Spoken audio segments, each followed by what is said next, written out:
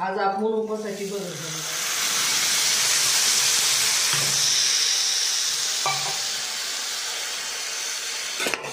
त्याच्यामध्ये मीठ टाकलंय, मिरची टाकली आहे आणि शेंगदाणे, आणि आता ही बिना भाजलेली बघर भाजेल नाही आहे.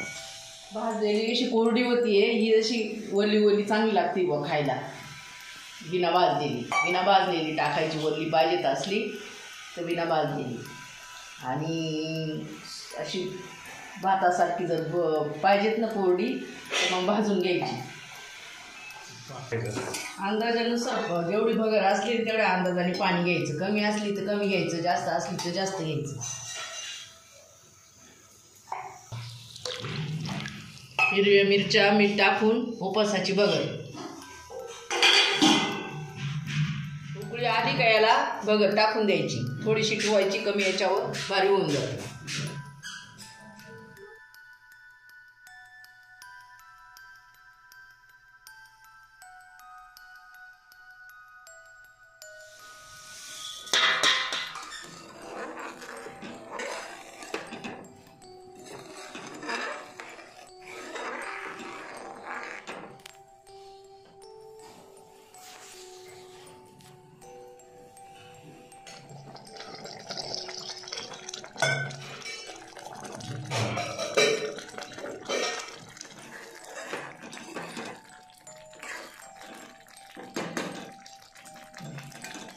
आपली उपवासाची बगर तयार. आता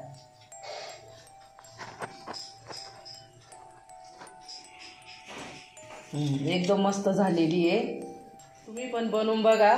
फक्त 15 ते 20 मिनटं लागते बघा बनवायला याला, त्याला जास्त वेळ नाही लागत. आपण आता नवीन इडून. तोपर्यंत नमस्कार.